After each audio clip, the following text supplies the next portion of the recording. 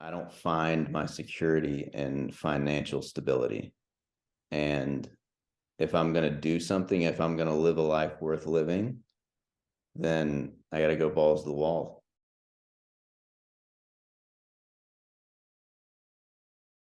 All right. Matt Petkovich, my man. What's up? Thanks for joining me. Yeah, no Appreciate it. problem at all. Yeah, glad to So, be here. yeah. So, we are going to talk about, I want to dig into your mindset around some big changes that you made over the last 8 months. And I want to kind of dive into you as a person and how maybe that trajectory has carried through. And I want to hear about your story. So, right now, we're talking about you leaving your job back this past summer, right?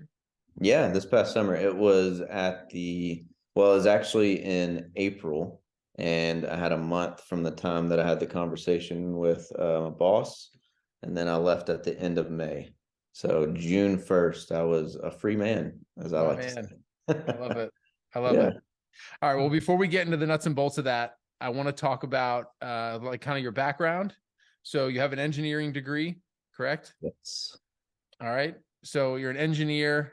So a lot of times when people think engineers, they think like big six-figure salaries. Is that where you were at? I wouldn't say six-figure salaries. I moved around a little bit. I was trying to find my niche and or my niche, however you want to say it, in engineering.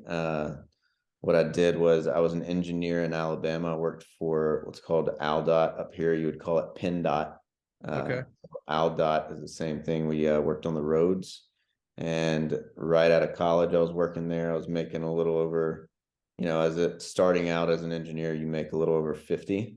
In Alabama, that would be similar to six figures in Pennsylvania. So, All right. so Cool. so yeah, and then I transitioned to a facility manager from there. Okay. Awesome. Yeah. So you are married and you now Yes. have 3 kids. So we are married and we have 3 kids. Been married for coming up on 7 years. I have 3 kids. My oldest, his name is Judah. He's 4 years old. I got a daughter, Hannah. She's 3, and another daughter, Heidi. She is 1, and we have another one on the way. My So man, congratulations. So yeah, you are thank in you. the thick of it. Yeah, 4 kids under absolutely. 5. God bless you. Yeah, some people say that 3 is easy or 4 is easier than 3. I'm gonna find out. I don't know if I believe that. Firsthand. Yeah, yeah. So we'll see. I'll let you know. All right, cool. So your wife, she's not working, I assume? No, she stopped working when we were living in Alabama. So And we've lived in Pennsylvania for since 2019. So that's coming up on 4 years. okay, But in 2018, she stopped working as a nurse okay. shortly after we had our son. So she was on maternity leave for a little bit. She went back to work. We both decided that that was not something that we wanted to do So because he was young. Yeah. we didn't talk about this ahead of time, but just that decision alone.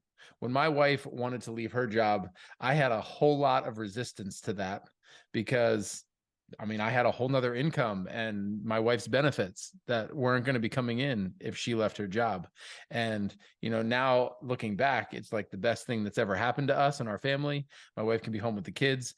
And I'm sure that you feel the same way. But what did the decision around her leaving her job look like for both of you? Was it her idea, your idea? Were you all gung ho right out of the gate? What did that look like? So that I was not gung ho right out of the gate. I had some resistance on that. Yeah, that was. I feel like a lot of wives have that desire to stay at home with the babies. I think it's just naturally ingrained in them. Right. And yeah, but as a man in this world today, I did not like feel comfortable with that.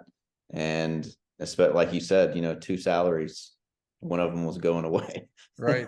So I didn't exactly feel comfortable with that. But in hindsight, I do think it was probably the best decision that we made for our family. Okay. And what happened, I think it went on for like 3 months. She was wanting to quit her job, and she was a first time mom. So our son was like 3 months old. Every time she came home, she was just like, I hate being away from him for so long. And, I actually like felt really bad for her. And, uh, for anybody listening, I'm a Christian. So, my heart went out to her, and, I had a moment where I felt like God was kind of speaking to me, and he was like, man up. He's like, you're the provider. And so I was like, okay, I can do this. And what it actually did when that happened was I was able to be more present at my job, because I knew my son was at home with my wife.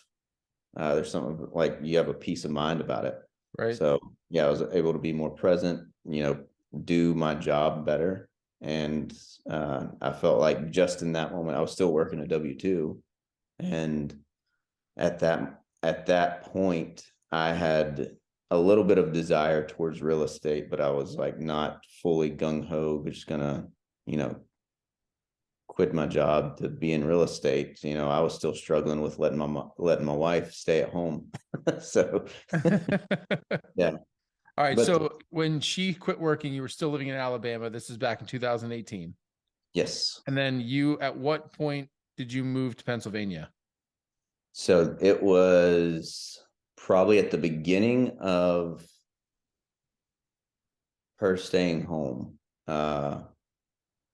I had been thinking about, like, where am I going to be in 5 years? What do I want to do in 5 years? And I kept picturing us in Pennsylvania, and I brought it up to her, uh, probably like a few months after she had stayed home with Judah, and she was hesitant. She didn't want to move back to where she grew up. And I just told her, I was like, just think about it. And it probably took her about 3 months. And she was like, okay, I think like I've thought about it enough, but I'm ready to move back to Pennsylvania. And I was like, okay. And so we just kind of started telling my family, hey, we're gonna move to Pennsylvania. Everybody was a little bit shocked. And it took a while for us to make that transition, because that's a big transition. Right. Yeah, so that was something different, but that's also where I got my first little taste of what it would be like to flip a house, because we bought a house, and we bought it pretty cheap for where the market was, and we just did some like cosmetic upgrades. It was just a house that had been sitting there for, I don't know, almost a year, something like that. And then we lived in it for almost 2 years, and all we did was like just paint, put in some new appliances, and made a lot of money on it. And I was like, okay, this is pretty cool. That's Maybe I should awesome. try and do this again. And that's where that transition kind of trickled my mind towards real estate. I don't know if that's the right term, but yeah. Okay. All right. Yeah. So your wife quits her job. You cut your income basically in half. And shortly after, you decide that you want to move like to another state. So why Pennsylvania, and why right after? I mean, most people are comfortable in their hometown, and leaving their hometown is like scary, especially when you have mouths to feed and you've got, a wife that has chosen to stay home. And, you're kind of, I mean, I assume that you were scraping by, or I mean, you were living less comfortably than you had been prior to her leaving. Yeah. So I mean, we knew how to like cut, I mean, make ends meet, and, cut expenses in certain areas, but it was definitely when we made the transition, it was kind of easy, because my in-laws actually had a pretty large house, and they had almost like a second house in their basement. So we were Okay. able to move up here, and we had just made a pretty big lump sum off the sale of our house in Alabama. So we're sitting pretty comfortable financially. Okay. And then, I mean, when we moved up here, it was pretty easy at first, a pretty easy transition. Like, I didn't have to have this big salary, or even though living expenses, if we would have bought a house right away, would have been a little bit more. Um, Ironically, we bought a house in the height of the market in like 2021. So if we would have bought when we first moved up here, our mortgage probably would have been like half of what it actually is. I think Yeah. you're going to do okay on that house, though. Yeah, I think we'll do all right. All right, so we've got the family dynamic down. You're now in Pennsylvania, and you find a job in Pennsylvania. Yeah, so I was looking for a job at this point when we were moving. I was working at a church. I was a facility manager, and it was more hands-on job, something I enjoyed to do rather than engineering work. And I knew that her parents went to a church that was similar to one that I was going to in Alabama, and the pay was similar, and the job was basically the same thing. It was a facility manager of a church that was a little bit smaller, not quite as big as the one that I was at in Alabama. So I knew I could, come in and had, fresh experience that I could apply when I went there. And that was a pretty easy transition coming up here. I was basically going from one job doing one thing and then the next job doing the exact same thing. Okay. Yeah, it was a super easy transition. So you had the job lined up before you left Alabama and came to Pennsylvania. Yes, absolutely. And so you had mentioned you were living in your in-laws' house. Were you paying anything to live there? No, they were pretty gracious with us. So They that was a pretty sweet deal, right? yeah. You sell your house, you like leave with this windfall profit off of the house, which I assume, did you own it the full 2 years so you didn't have to pay capital gains? So another thing that I learned doing a lot of research, you don't have to pay capital gains if you live in it over a year. And what they do is they take the amount of months that you live there. So we lived in there 17 months and we filed jointly. So you take 17 months divided by 24 and then multiply it by 500,000, because 500,000 is the most you can make without paying capital gains if you live in a house for 2 years. Okay. But if there is circumstances like you get a job 50 miles from your house, then you don't have to pay capital gains if it meets that criteria. If you live there over a year and that ratio of 17 months divided by 24, because that's how long we live there, then it is less. I think like you multiply that by 500,000. I don't know what that is. That'd be, to make it simple, you could say 1 year. So it'd be like half. So we could have made 250,000 and not paid capital gains if we lived there 1 year. I didn't Because know that. yeah, so but it has to fall within those circumstances. So one of those circumstances is that you have a job change that's 50 miles from your present home. So that was, yeah. So Okay. me getting the job was, reason for us not to pay capital gains. Wow. Good to know. Yeah. That's great information. I'm Yeah. always used to the 2 of the last 5 years question. No, that you and asked. there's actually, so I had to look up a lot of rules and stuff on how you could avoid paying capital gains, because like back then it was like 20%. I think it's still 20% right now. Yeah, short term is 20% yet. Yeah, so but if it's your residence and you live in it over a year, there's a whole list of circumstances that you could use to move. And I think even one of them might be like, you can't afford a mortgage payment anymore, which, yeah, it's just, there's a whole list of reasons that you wouldn't Wow. have to pay capital gains. Great information. Thanks for sharing. Yeah. All right. So you're in Pennsylvania. You are the facilities manager at this church, but I know from our relationship that you then eventually ended up at working at an engineering firm of some kind. Yeah. So I actually had 2 jobs, 3 jobs since I've lived in Pennsylvania. Okay. So I worked at the city of Bethlehem. It was another government job. Absolutely hated it. So I went from facility management back to engineering, and I was more of like a project engineer.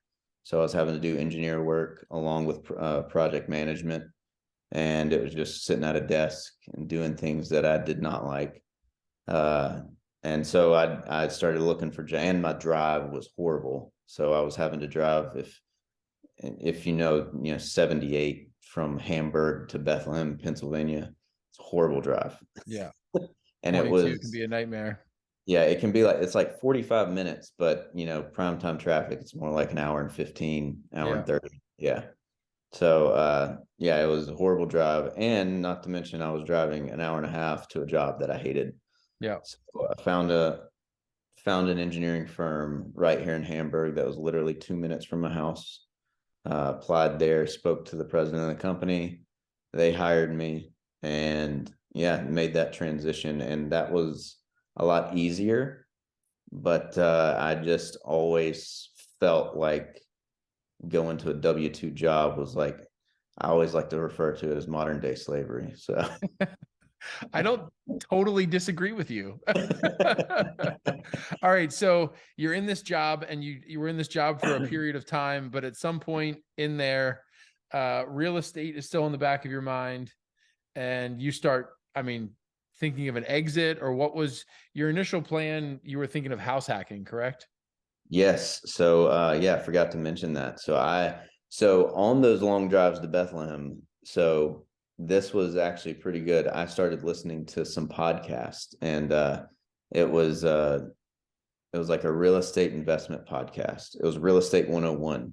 Okay. The guy's name is Robert Leonard, and he was actually younger than me. So he's like 26 at the time or something like that. So he's a few years younger than me. And I just listened to him, how he, you know, got into real estate, and he was a retired at 26, owned a Wow. few properties and house hacked, would just buy duplexes and let people rent out the other side. And then he was a single dad. So he would have his son come and live with him.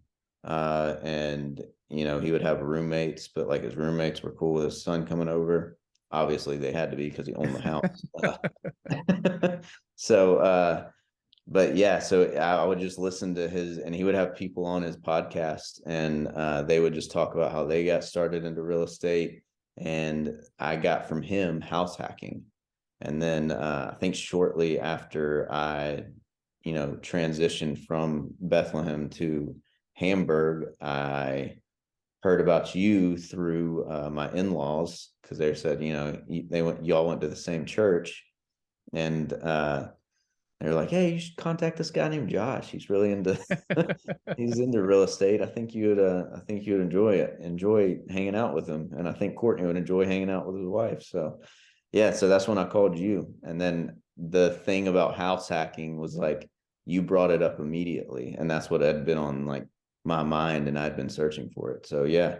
And it unfortunately it never panned out. I mean, I'm still not opposed to it, because yeah, I still think it's like probably one of the best ways to get into real estate, and the cheapest ways. Right. No, I don't disagree. I think that that's one of the biggest things that people can do to alleviate the largest cost that they have in their life, especially when we're younger. I mean, Yeah. housing expense is by far the most expensive thing that you've got, unless you've got maybe coming up on 6 mouths to feed. Maybe your food bill is on par with your mortgage. But They're not eating 4 course or 3 course dinners or anything like that. So, I mean, they're still relatively cheap to feed. right. The two oldest are getting there, All right, so you're looking for a house hack, but we're looking for a house hack essentially now, like 21 to 22. It's like the worst time to buy a property, because everybody is looking for whatever opportunity is out there. So we know that that didn't work out. So before you decided to exit to do what you're doing now, and we'll get to that in a minute, like what kind of other opportunities did you look at? Were you looking at other job opportunities? How did you ultimately get to the decision that you ended up making ultimately, which was to leave and do what you're doing now? So I'd looked at like a few other opportunities, like to maybe getting a job that I guess had more to do with real estate, because that's what I wanted to do. Even when I was in Alabama, I started a course to become an agent, and it was still a little bit foreign to me.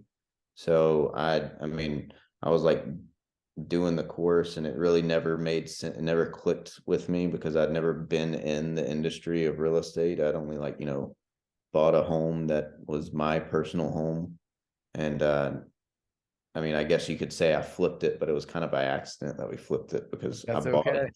Yeah. It As long was, as you made I some mean, money, that's all that matters. yeah, we made some money, but so the only kind of homes that I'd ever bought were homes that were like personal. So I used like FHA loans or USDA loans or something like that, or like, 3.5% down conventional loan, something like that. Right. And never done any kind of investment. But ironically, my sister is a real estate agent. So she was like kind of there trying to convince me to get my license. And so, yeah, that's how I got started with it. But I was looking for other opportunities when I was still in the engineering firm to like find a job that had to do more with real estate because I knew even at my last job, like I was like, man, this is miserable.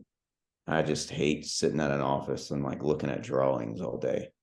It was it's just, yeah, it was not what I was wired to do or meant to do. And I knew, you know, I always want to do what, I feel like God has called me to do. And I know it's not that.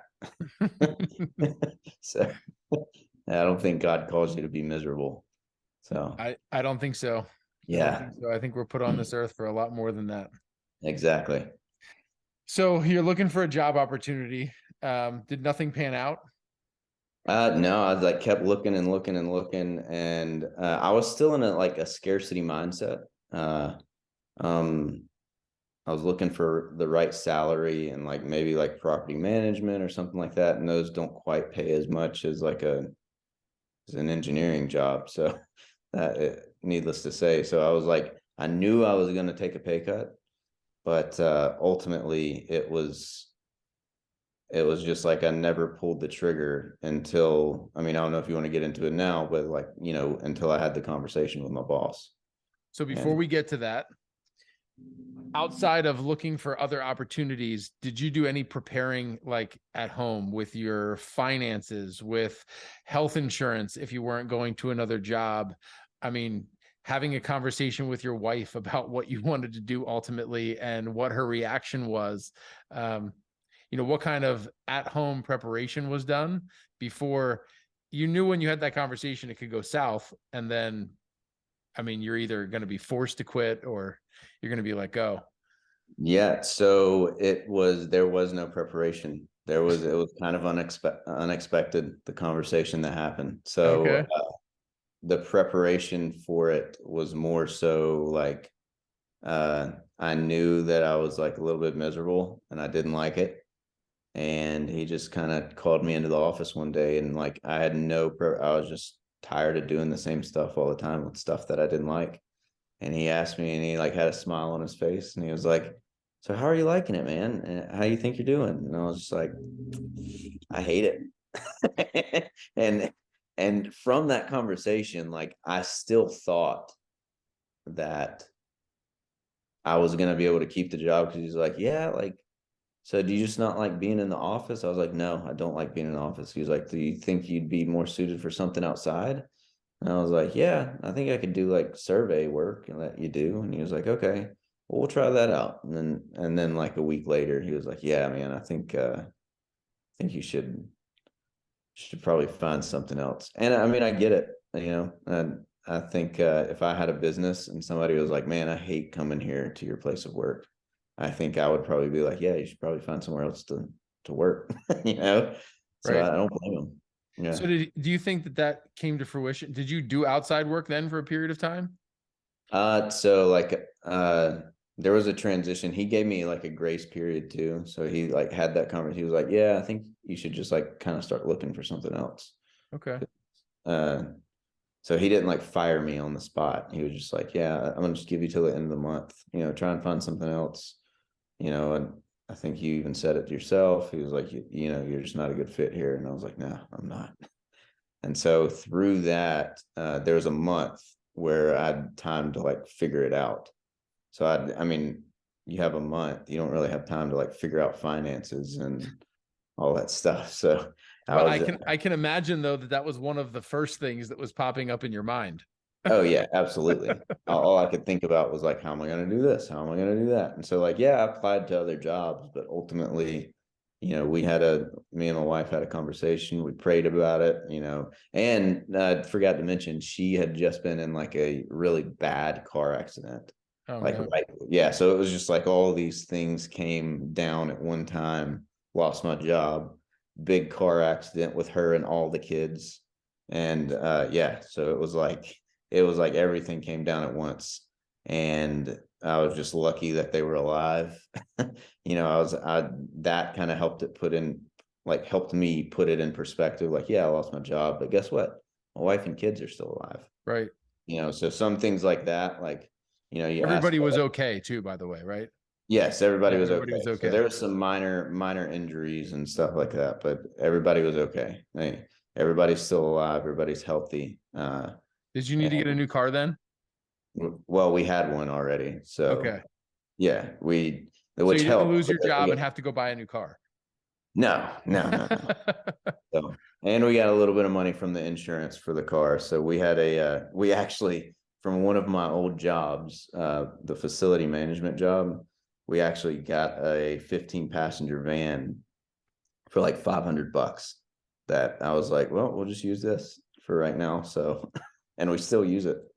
Well, at the rate you're going, you might need a 15 passenger van for all the kids you're having.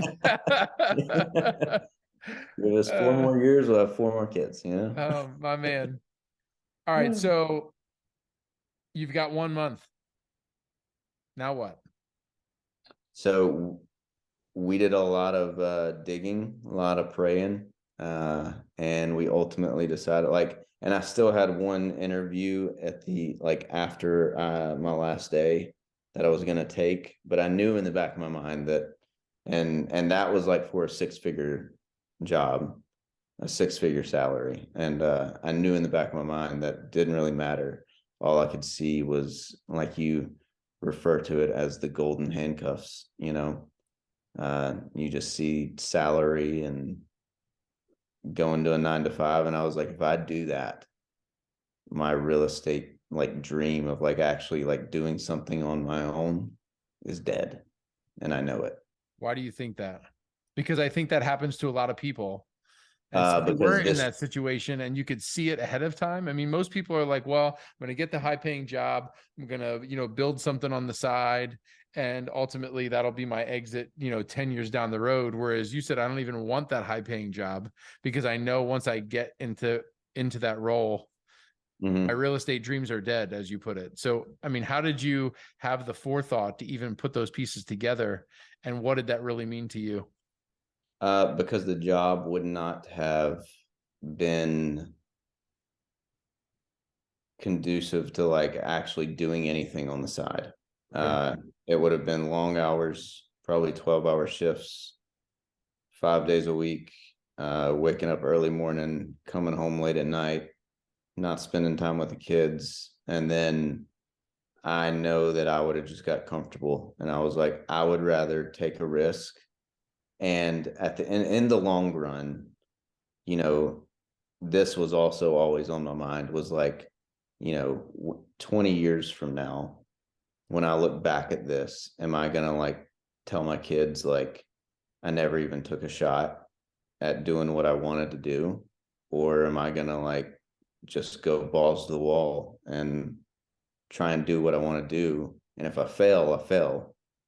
But yeah, and in that moment and in those seasons of life, I think you have to learn to like put your security in something else other than just, the security of money.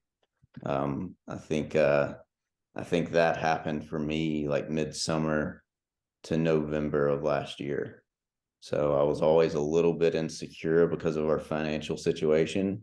I would get a deal done and then be like, oh, I'm okay for another month. Get a deal done. I'm okay for another month.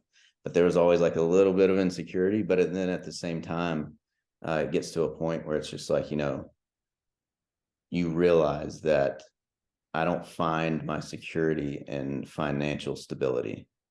And if I'm going to do something, if I'm going to live a life worth living, then I got to go balls to the wall, and I got to do what I want to do, because you only get one shot at life.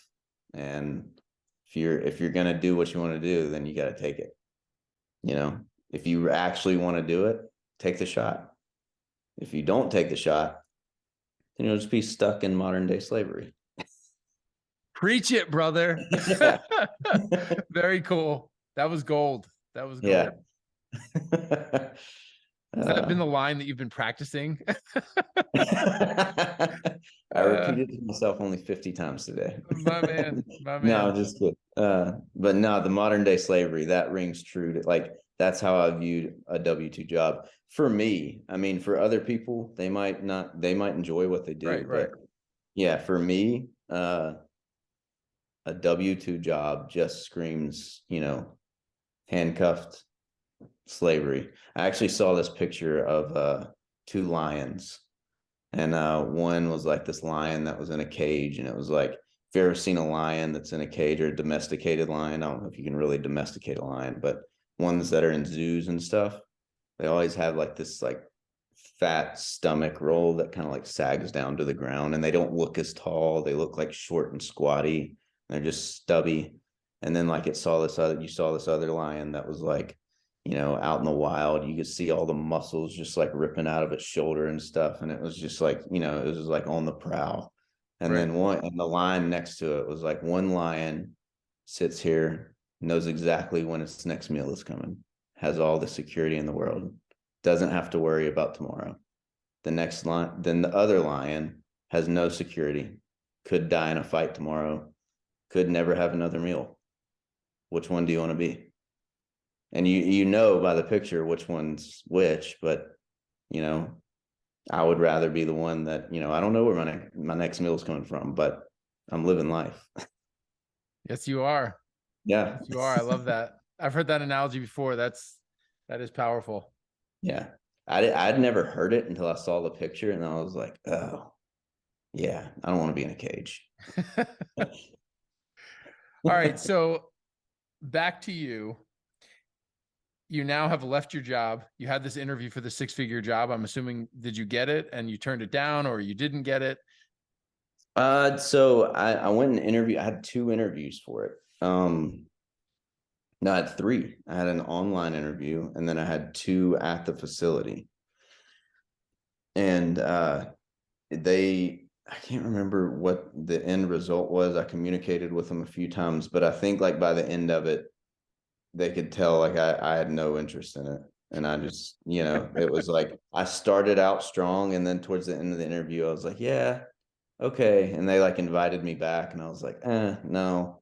And they never offered me a job. I don't know why they were inviting me back, but I was like, yeah, I'm good. Keep your I don't 6-figure engineering job. I am yeah. unemployed and I like it. I don't care.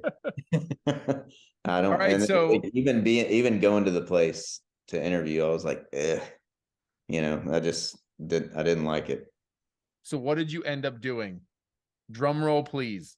So I invested in a wholesaling course for real estate, and I had already knew what wholesaling was, but this course just kind of like, um, I guess it fast tracked some knowledge, and like, showed you a few different ways that you could start.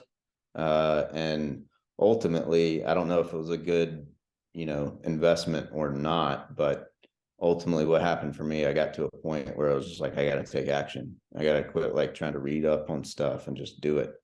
And so that actually happened like before the interview. That happened like a week or 2 before I even interviewed for this job. I just started like reaching out to places and people and agents, and like looking for deals everywhere I could go, other wholesalers.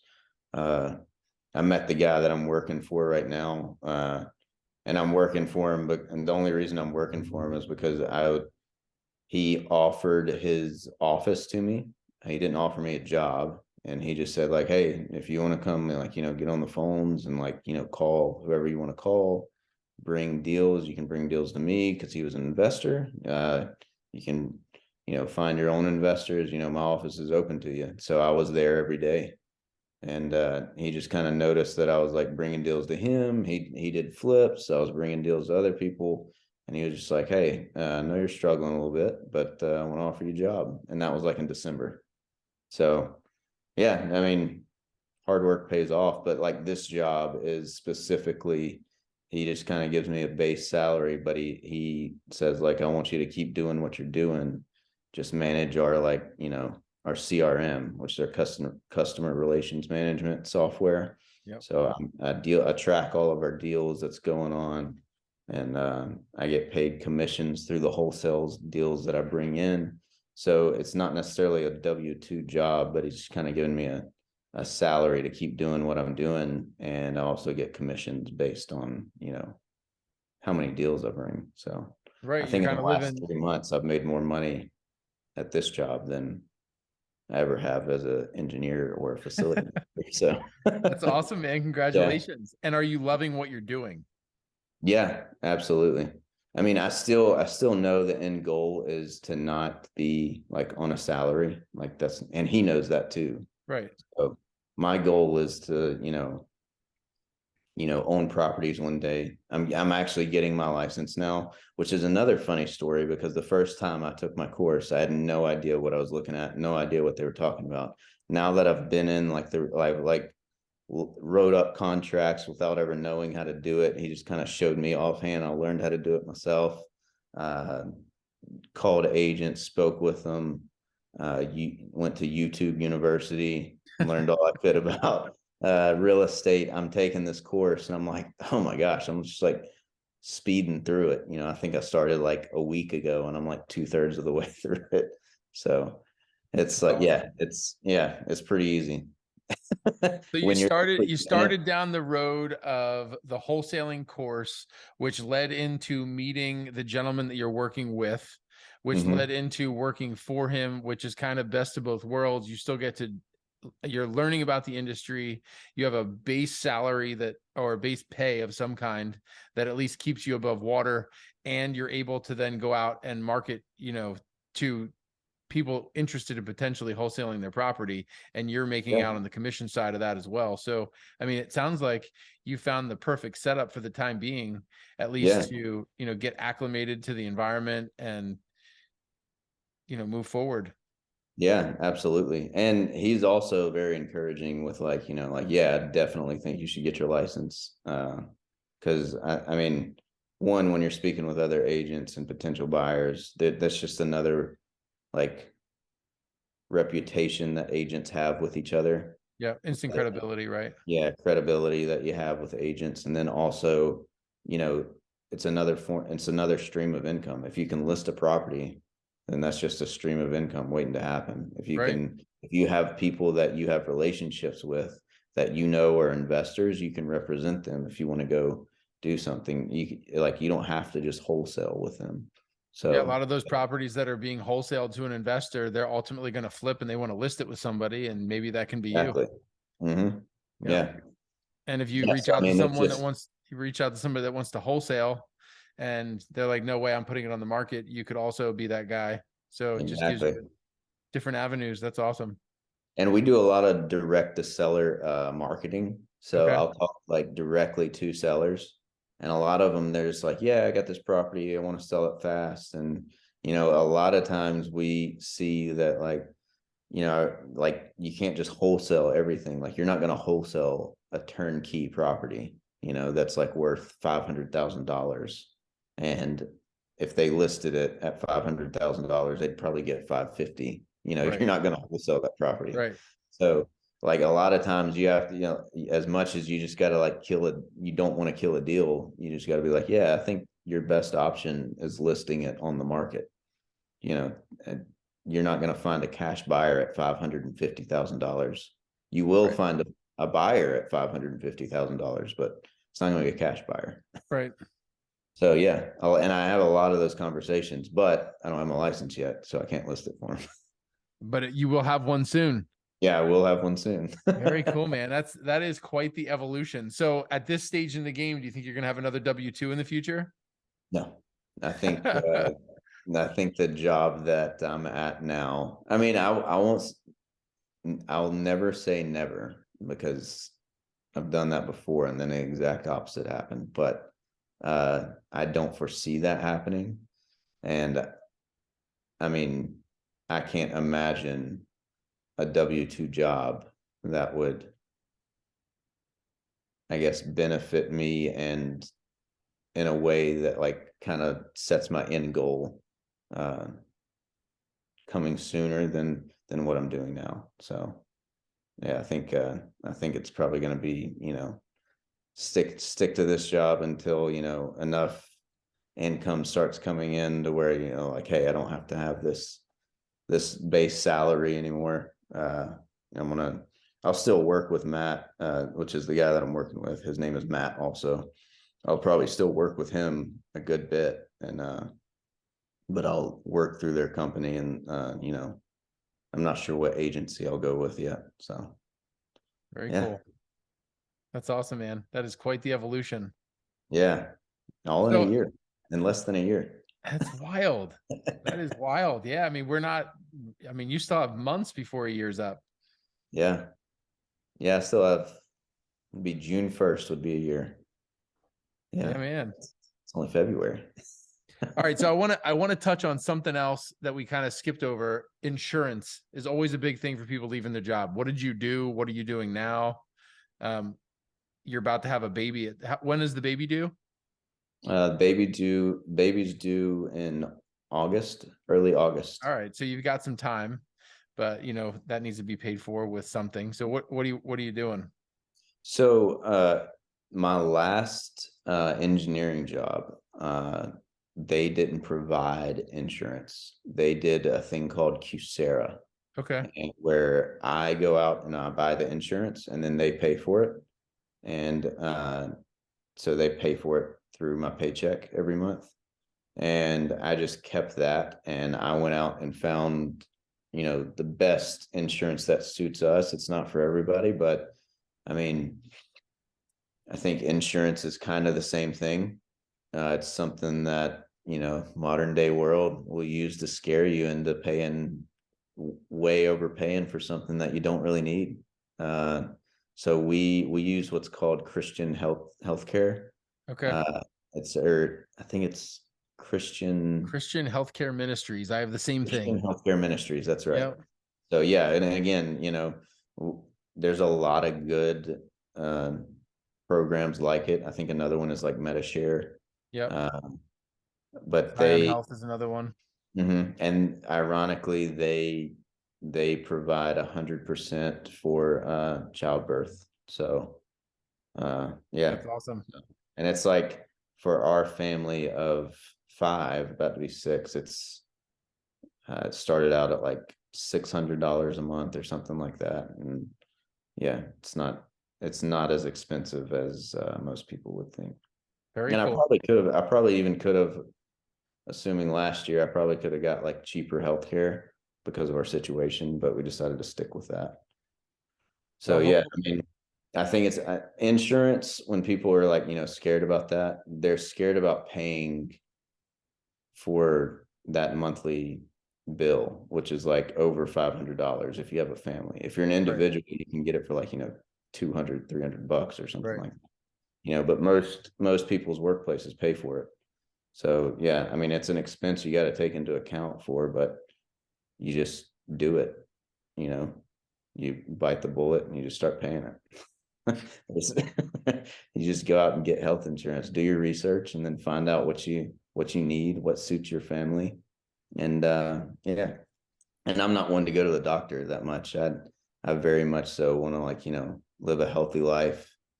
I don't want to have to be on prescription pain meds or any other kind of thing. So I didn't need all that. So this healthcare system that we have is, and they still will cover some of that for certain circumstances, but as far as being on prescriptions or taking pills, like we don't really go to the doctor that much. Right. And yeah, so it suits our family well. Awesome. Matt Yeah, Petkovich, just do it.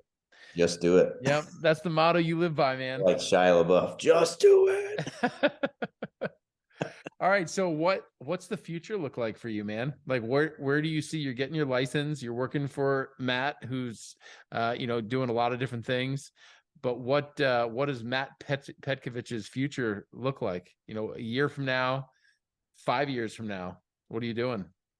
So a year from now, whew, as much as that has changed in the past year, it's harder for me to see a year from now than it is to see like 5 years. I thought about this. It's harder for me to see a year from now than it is for me to see 5 or 10 years down the road, because I have Okay. those big goals. Yeah. So a year from now, I feel like I could like still just be wholesaling and maybe even being an agent. And I'm hoping my income would like double or triple. That's my goal. Uh, or, things could happen fast to where, I own 10 units. I don't know. I Right. heard a True. story today of a guy that started buying units, and he like didn't really have that much money, but he found out a way to do it. And he bought like over 10 units in 1 year. So Wow. you never know. Uh, but as far as like 5, 10 years down the road and long-term goals, like, uh, I think I mentioned to you earlier, I had a phone conversation with Troy, and he was talking about, how he's gotten his family involved in real estate. And, they're all very much, I guess, entrepreneurial minded, his kids and everything. And he's like in business with his kids. So I would like to set that kind of family culture where my kids feel the freedom to never have to have a job if they don't want it. Okay. Um, they want to live that. So for me, I want to own units, yeah, but that's not like the end goal. I want to own multifamily, but that's also not the end goal. Where I see us going is, one, being very resourceful. So, you know, as far as like property and stuff that I want to own land, and I want to own like resources where, it's like money crunching time, and it's like, guess what, you don't really need that much money, you have resources. So that's my end goal. But also, like, I want to own units and be able to have, provide homes for people that can't necessarily buy a house in certain areas and stuff like that. So yeah, I do want units, and but I want resources as well. And I think, down the road, I want to create that culture where, I'm not spending, you know, 20 hours a day doing a job, and my kids never see me and they never want to get involved. Like, I want to create that culture where my kids can come with me to work when they're old Yeah. enough. And, they can come to a house, they can come to, a property I'm trying to wholesale, or a property I'm trying to list, or a property that I'm flipping. I do want to do some flips, or a property that, we own. And within the next 10 years, I would say I also would like to buy uh, a property for each kid that I have as well. That's So awesome. yeah, big goals, big Yeah, goals. dude, you got huge goals. I love it. That's good. Yeah, yeah. Shoot So for the stars and you'll end up on the moon. It's like a Les Brown quote, I think. Or shoot for the moon and you'll end up in the stars. One or the other. either way it works, and I like it. Yeah. You're in space one way or Yeah. another. Well, dude, Yeah. is there anything else that you want to share with the audience? I mean, is there anything else that you want to put out there? You've already dropped significant nuggets of wisdom.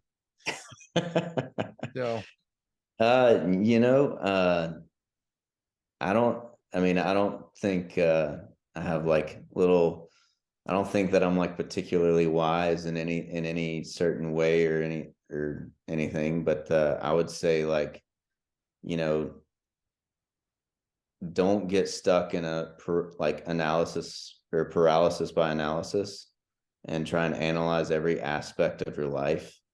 Because, what I said earlier was like, you got one life to live. If you just sit there and think about all the possibilities that could happen, you're never going to take action. So get out there and do something, or just sit back and watch other people do something. It's like one or the other. What are you going to do? So I would rather, do something, take a risk. And I think, through that, it's kind of wired in my head to take a risk now, especially from being preached at from a young age that, get the safe job, get the W-2, get the government job. They have the best benefits. It's like, yeah, that cage just gets thicker and thicker. That door gets harder to open. So, I would just say, stop worrying about all the things that, you think everybody else needs to be worrying about, like insurance, or I wouldn't say don't worry about financial security. You need to be, you need to be able to provide financially, but it's not the end all be all of life. I would say quality of life is important as well. And that doesn't necessarily mean that that just depends on your financial status. So I agree. yeah, I would rather be poor and happy than rich and miserable. So I hear you. I love it. yeah, Matt, Just Do It Petkovich, my just do man. it. I Well, like thanks that. again for coming on. I appreciate it. It's always Yeah, good man. talking to you, man. And you are an inspiration. I appreciate it, man. Yeah, dude. Hey, I actually wouldn't be here if it wasn't for you and going to your Thursday night groups, man. So, Well, we are happy and to the have you. wisdom that you poured out on me. Can't wait to have you back. Yeah, one We'll have to day, check. one We'll day have to. soon. All right, we'll have to check in again in a year from now and see how you've progressed in your journey. Yeah, absolutely. Looking forward to it already. All right, dude. All Thanks right, man. again. Yep. Thank you. Later.